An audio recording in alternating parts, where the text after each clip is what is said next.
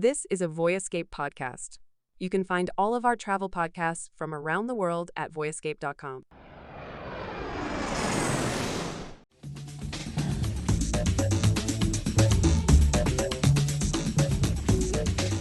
From Prussian palaces to Cold War bunkers, from punk rock basements to world-class museums. It's a city where there's history on every corner, but creativity leads the way. On today's episode of Travel in 10, we're diving into what makes Germany's capital one of Europe's most dynamic and unexpected cities, where past and present collide in the best possible ways. And as always, I'm joined by award-winning travel writer, my co-host, Tim Johnson. Tim, ready to talk Berlin today? How you doing, by the way, David? I'm doing great. I've just got back from about a 6-day trip through very remote spots throughout British Columbia, doing one of the best sort of overlanding trails called the Highline Trail up in near Whistler, British Columbia. It was a phenomenal few days of exploring. And I know you are also in Canada exploring this week as well, aren't you? I am. I'm in one of my very favorite places in the entire world, which is I'm in Dawson City in the Yukon Territory. So, some of our listeners may not be so familiar with this part of the world, but north of 60 degrees, which is what Canadians consider the far north, and just a tick below 66 degrees, which is the Arctic Circle. And this time of year, it is especially spectacular because with the summer solstice being on June 21st, and now we're in early July, very, very long days. So was out last night. Dawson City is a former gold rush town where tens of thousands of people came more than 100 years ago here in search of fame and fortune, and very few of them found it. But the city remains as, a Wild West Arctic boomtown, preserved by Parks Canada.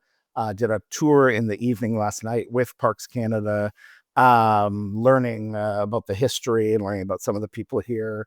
And it's amazing. I mean, just the midnight sun, I think, it is something that makes it so special. We were out. I was with a friend, and we were out at the oldest gambling hall in Canada, and came out after the midnight show. The midnight show ran till about 12:45 in the morning. Came out, sun was still up, just like it felt like just another day.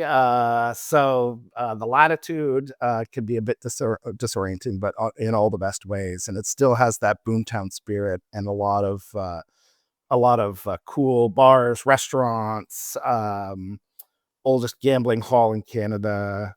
You can still go out on the Klondike River on a paddle wheeler. There's lots of great things to do here. So I love this place. I've been here many times. And but as I was saying to you earlier, David, it's hot. It's, we're in the Arctic. This is literally the Arctic, and it's about 25 degrees Celsius, which with the Arctic sun makes it feel a little bit more like maybe 10 degrees warmer than that. So anyway, enjoying a beautiful Arctic summer here, right near the Arctic Circle. Yeah. Well, we are definitely going to be coming back probably later this summer to talk more about the Yukon and do a couple of episodes there. Yes. It's somewhere we're both fortunate that we've been to every province and territory in the country, and the Yukon's a pretty unique one. It's definitely one of my favorites. So I'm looking forward to our discussion about that. And I think in a few weeks' time, we're planning to do a couple of episodes on the Yukon.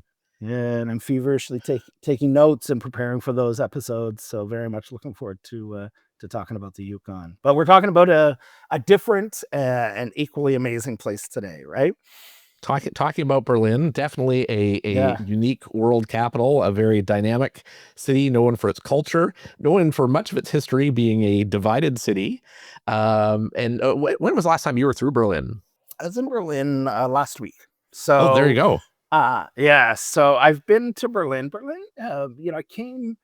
I came late to Berlin, I would say. I did go to Berlin at the end of a backpacker trip more than 20 years ago, and loved it. I had a couple of misfortunes there, and maybe it wasn't on the top of my list to go back. And it's only been in the last 5 years that I've started returning to Berlin. And I would say I've probably been to Berlin at least once a year in each of the last 5 years.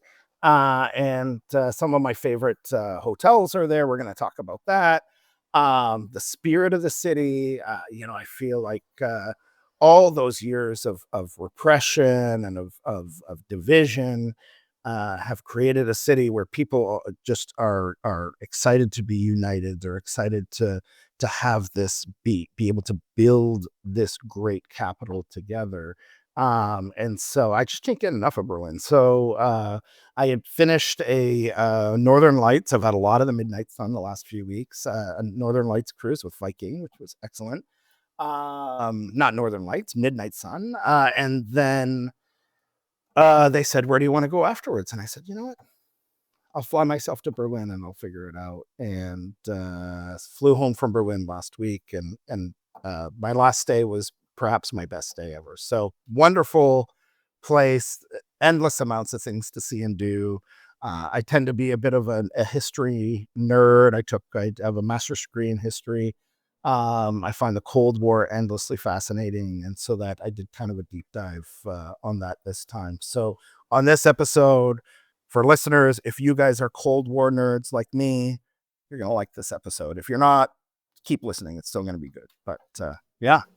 Well, I am a Cold War nerd. I've got to say that I haven't been to Berlin yet, and it is high on my list of places I want to go. Now, I'm curious. You said early on you had some bad experiences there that turned you off of Berlin. Anything particular? It really wasn't anything Berlin specific. It was, I was there as a backpacker. This would have been 2021. So we're talking 25 years ago. And there as a backpacker, and the hostel, the whole world was different back then, right? People didn't have phones, but you couldn't book online. And we showed up. I was with a buddy of mine, Canadian friend, and we showed up to book a hostel. And they said, "There's almost nothing available except we have this one place." And we went to the hostel, and it was like, structurally it was okay, but it was like the toilets didn't work, the showers didn't work, the people in our room were terrible. And so like it wasn't like a Berlin specific problem. A normal everyday traveler to Berlin would not encounter these things. But life is funny that, if you have an unpleasant experience, even if it doesn't have anything to do with the city itself, you're going to kind of put that in the back of your mind and go, well, maybe I don't need to go back to that place. I'm going to go to Barcelona. I'm going to go to Paris. I'm going to go to Athens. I'm going to go to Istanbul. And so did not return to Berlin until maybe 5 years ago. I did a very interesting Elbe River cruise. So the Elbe is not one of the rivers that river cruises normally tackle. Mostly the Rhine or the Danube, or even the Rhone, the Douro in Portugal. The Elbe is a very shallow river. It's as shallow as 3 or 4 feet in some places. But I did a cruise from Berlin to Prague. This is probably about 4 years ago, on a ship that was specially built for that river. And getting to Berlin, I think I just fell in love with the city. I was just like, wow, how has it taken me this long to rediscover this city? And now, coming back from the cruise, they said, "Where do you want to fly from?" I said, "No doubt, Berlin. I want to at least spend a few days in Berlin." So, or Berlin, as Berliners say, with the emphasis on the first syllable. But and just like always, had a really fantastic stay there. It was getting quite hot. Summers are hot in Berlin, but no, it was fantastic. So tell me a bit about what is summer in Berlin like? What I know Germany is known for. Any of the towns that I've gone through in Germany have some phenomenal markets. A lot going on from a cultural perspective. What's really the big draws in Berlin? What do people need to see? I feel like just in a general note is that Berlin, it tends to be a fairly young city. That's not to say that everybody who lives in Berlin is young, but it does have a younger spirit than a place. I love Munich and I love Cologne. I love all these other great cities in Germany. But Berlin really has a younger spirit. I don't know if there's more students or whatever. And I remember a week ago being there on Friday night, and people were just out, young people taking the S-Bahn, going from club to club. The rules about drinking beer are quite lax in Germany, so people were drinking beer. I looked around on the subway. Half the people on the subway were all just having a beer on the subway, and it just feels like a city where people enjoy themselves. It's just kind of there's a lot of great bars, a lot of great restaurants, and the rules are shaped. I mean, Germans, we think of them as being very by the book and things like that, but there really is a young, cool spirit, and there's so much to do. And I was thinking about it this morning before we recorded, and I think it has a lot to do with the fact that Berlin, for so many years, was a city divided, right? I mean, it was the most divided city in the world. You had these four zones: the U.S., the U.K., France, and Soviet Union. Each had their, the victorious powers in the Second World War. Each of those powers had a zone in Berlin, and of course, the most significant divide was between the the zones governed by the Western powers and the Soviet Union. Western powers clearly got along a lot better than they did collectively with the Soviet Union. And so in 1961, as everyone knows, people from the eastern parts of Berlin that were governed by the Soviet Union started to say, hey, this isn't so great. We're not sure about the system of governance. We don't have enough to eat. We don't have enough of anything. So let's just walk across the road and be in West Berlin now and live a different kind of life. And of course, the Eastern European government said that that can't be, and they built, of course, the Berlin Wall. And from the early 60s until 1989, you had a wall, literally this wall, that divided the two halves of the city. And so it's very interesting because most of the wall is gone, and that's good. I mean, it's a different world now, and Berlin is united as a city. But on one hand, it's interesting to recognize that history and to go to places, and I'm going to talk about this a little bit more later in the podcast, to go to places where that history is perhaps a little bit more celebrated and explained. And then on the other hand, to think about Berlin as really a young, living city that is celebrating not its division, which it was most famous for decades and decades and decades in the 20th century, but is celebrating its unity. So, you really get that sense that people are united in the cause of, I don't know, just having a good time and creating prosperity and all that kind of stuff. So Berlin is I mean, 1989 is a long time ago, but Berlin continues to have this same spirit. Yeah. Well, I really love to dig into that part a little bit around those divisions. And I was just thinking as you're talking about it, we are probably, even people just a little older than us, probably part of the last generation of those who would have seen East Berlin during the divide. I remember my sister, who's a bit older than me, she went on a high school exchange program to Germany and actually got to get into East Berlin and talked about, having the Stasi follow them everywhere they went. And I mean, it was like what going to North Korea is now is what going to East Berlin was then. And this dramatic difference between the East and the West. Do you still see that much in the city? I mean, can you see that divide between the former Soviet bloc portion of it and the rest of the city, or is it really pretty integrated now? And what about those zones, the French versus the American zone? I mean, can you see any of that flavor still reflected in kind of what to see and do in those sections of the city still? Yeah, for sure, for sure. My goal on this particular trip was a little bit different than I had done in the past, which was I had conversations with a few different people who had expertise in the eastern part of Berlin, and I had not spent that much time in the eastern part of Berlin. And so the goal on this one was was to spend as much time in the former East Berlin as possible.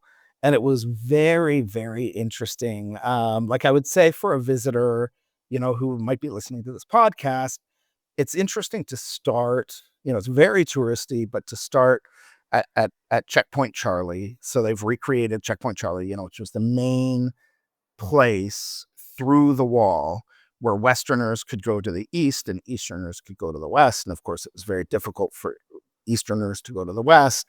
And they devised all kinds of crazy strategies to escape, on hot air balloons and zip lines and all this kind of stuff to get across the wall. And there is, there is a paid museum there, but there are outdoor free museums that talk about all the different ways that people tried to get out of East Berlin to go to West Berlin. And you don't even have to pay a penny, but I would say, give yourself a half a day because there's really a lot there. And it shows the evolution of Checkpoint Charlie from a small border post, to really quite a major border crossing. And then on this trip, I also did something that I hadn't done before. It was a recommendation of the concierge at my hotel. I went to a place called Tränenpalast. And it's kind of a Checkpoint Charlie, but not nearly as touristy. It was a train station. And they called it the German nickname was Palace of Tears. And it was, again, an east-west exchange point. So people would have to say goodbye, to their relatives, relatives in the east, relatives in the west.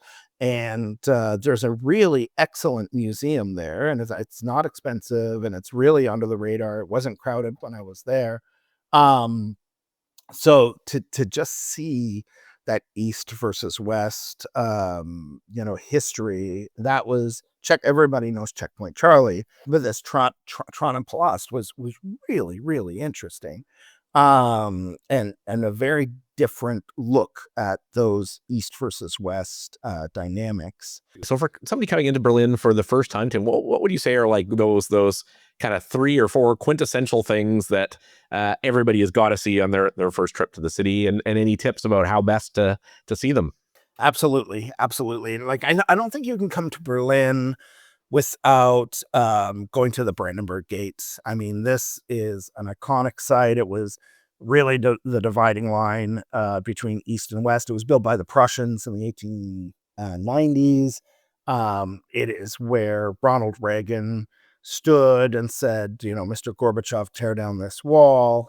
It is seared into the psyche of anyone who knows anything about German history or even modern Western 20th century history. So that's definitely the place to start. And then conveniently, some of the other major sites of Berlin are in very, very close proximity to that. So you've got the Reichstag, which is the national parliament of Berlin. You can go in and do tours there. They actually have like a rooftop lounge or restaurant where you can go up and enjoy the views. It's got a beautiful glass dome. It's been reconstructed, since the end of the Cold War. And that's right there. It's right next to the Brandenburg Gate. And then, just like if you were to go to New York City, you would definitely go to Central Park. In Berlin, they have a huge urban park, 520 acres, called Tiergarten. And again, that is a few steps from the Brandenburg Gate, and it's got paths and ponds. You can go biking there. You can take little paddle boats out. It's one of these places where you could spend an entire day, and it's a great escape for anyone who, Berlin it's a beautiful place, but it's busy. It's a big city. If you're looking for a place where you can kind of get off the beaten path and feel like you're in the country, in the city, Tiergarten is definitely worth it. So those are kind of like, that's something you can do within a couple hours. But then I do have some more slightly more obscure places to recommend as well. Well, those are the ones we always love. I mean, getting beyond kind of the ones that everybody needs to see. What are a few of the hidden gems that people might not know about? So I already mentioned Tränenpalast, this Palace of Tears. And on this particular trip, my goal was to go east. I'd done more in the western part of Berlin, which that would have been in the English or the American zone.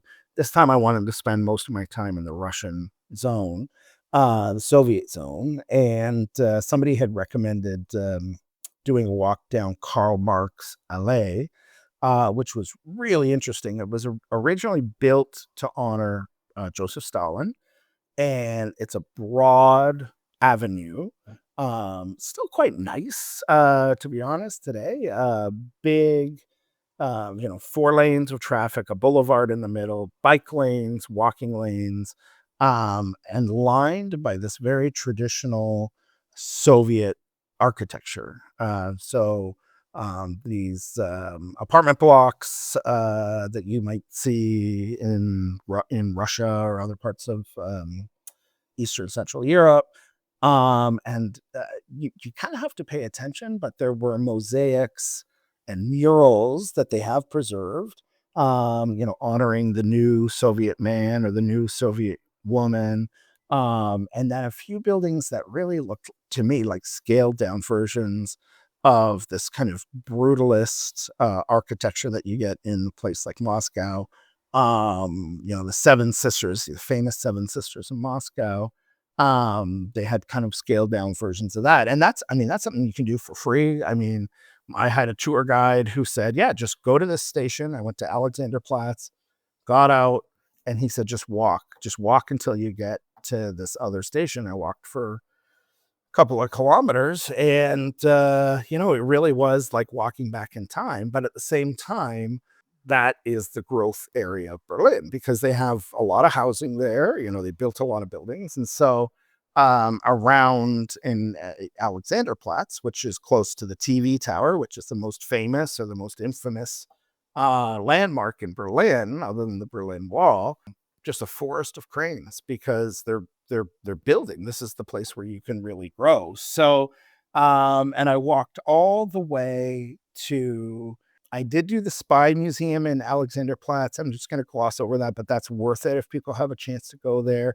And then I walked all the way down to the East Side Gallery, which is the longest surviving stretch of the Berlin Wall. And after 1989, so for those who don't know, in 1989, East and West Europe and East and West Germany and Berlin came together. So there were revolutions across Eastern Europe, Eastern and Central Europe, and famously, the most famous manifestation of that, the most visual manifestation of that, was the Berlin Wall being torn down in the city, this great European city being united again. And so much of the wall has been torn down. But in the East Side Gallery, so if you keep going down Karl-Marx-Allee and you keep going towards Ostbahnhof, there is a long stretch of the wall there. I don't know how long it is, less than a kilometer, but it's quite long. And it's painted by graffiti and mural artists from around the world. And so it's a great place. I was there like on a Sunday. It was probably like last Sunday.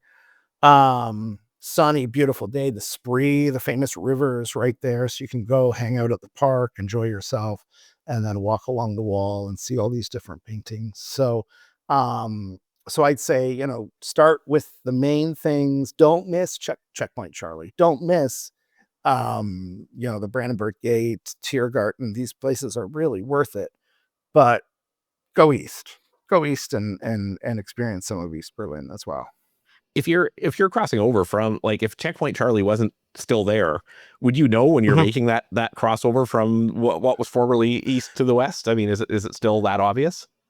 Yes, there's small reminiscences of that. I mean, the big thing about the Berlin Wall is that when we picture it as a wall, which is fair because it was a wall, but it really was like two walls with a kind of a dead zone in the middle. As it developed, they wanted to make it harder and harder and harder for people to cross from one to the other.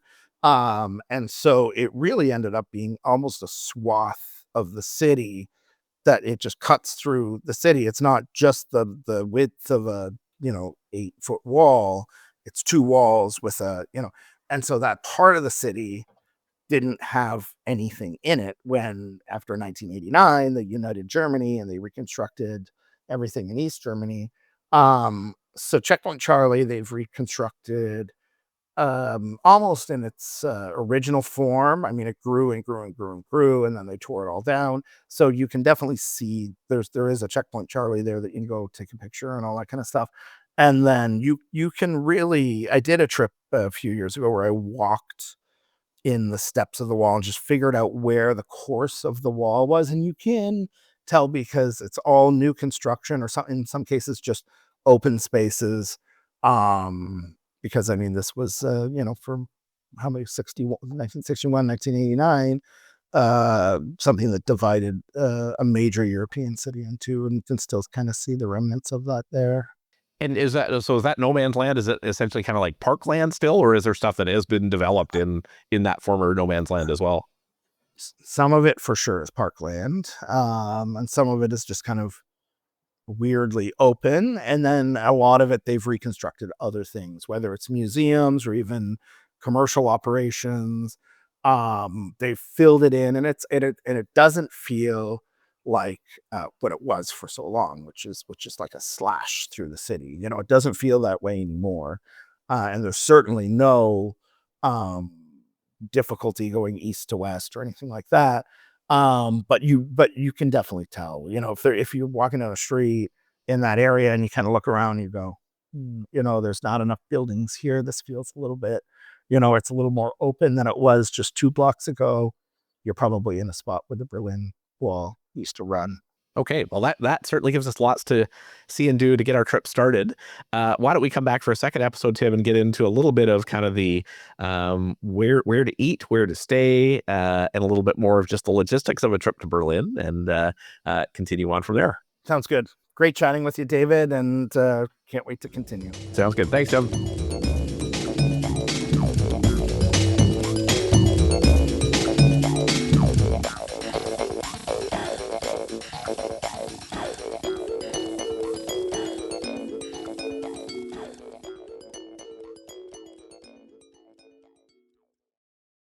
Hey everybody, it's Mike Siegel from the Travel Tales podcast. I've heard some crazy travel stories over the years, and Travel Tales is full of funny, inspiring, and wild adventures that I hope you'll enjoy. Listen now at voyescape.com. Hey, I'm DeAndre Koch, financial advisor, world traveler, and host of Revolutionizing Your Journey. If you're ready to unlock luxury without the luxury price tag, this show is for you. Each week, I sit down with experts to reveal how to fly in $10,000 business and first class seats for 90% off and stay in 5-star resorts for nearly free using the power of points and miles. From insider tips to real traveler stories, you'll get the tools to travel smarter and see the world differently. Find Revolutionizing Your Journey at voyescape.com.